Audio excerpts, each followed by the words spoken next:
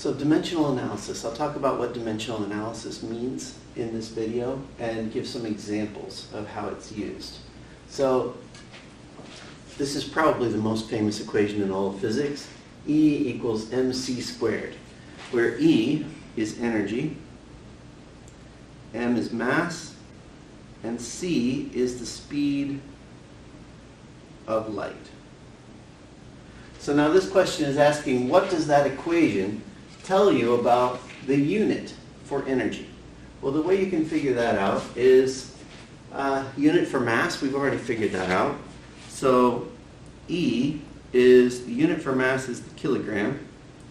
I put those brackets when I'm dealing with dimensional analysis, just so I remember I'm not concerned about numbers right now. I'm only going to look at the units. So the brackets mean I only care about units. So these will mean the units for energy are kilograms, because it's got a mass there, times c squared.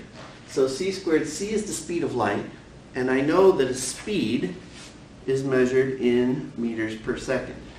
So mass, that's kilograms, times speed, meters per second, squared. So don't forget the square there.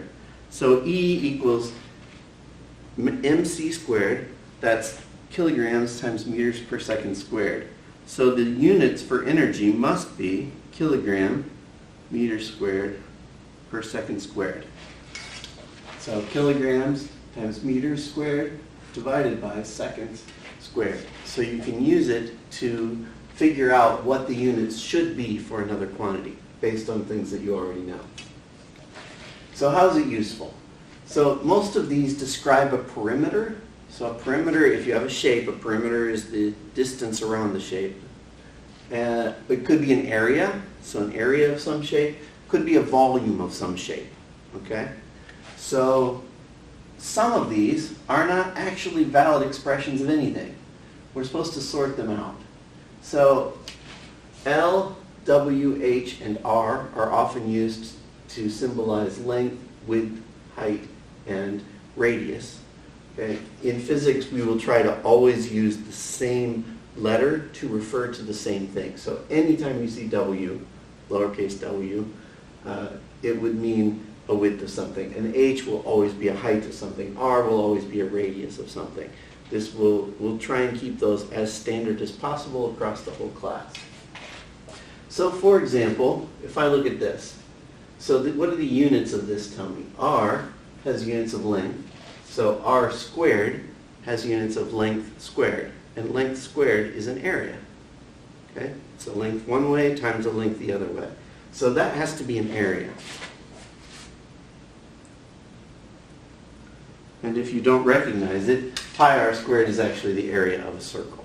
Some of these are standard areas or volumes of physical objects. Others are, I don't know what shape they are, but I can use dimensional analysis to figure out what it is. Let's look at another one. How about this one? Length times width plus height. So the units there are meters times meters, so that's meters squared. So meters squared plus height is in meters. What is meters squared plus meters? You actually can't do that.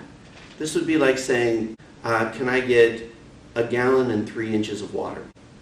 You can't measure water in inches, right? Unless you know the size of a container and how deep it is. But then you're using length, width, and height. So you're not using just a length. Okay? You cannot add things of two different dimensions. So a meter squared cannot be added to a meter. You can't even convert from one to the other. If these were given in meters and this were given in inches, you could convert inches to meters, but you're still left with the fact that you have a length squared that you're trying to add to a length. You can't do that. So this one, that one's nothing.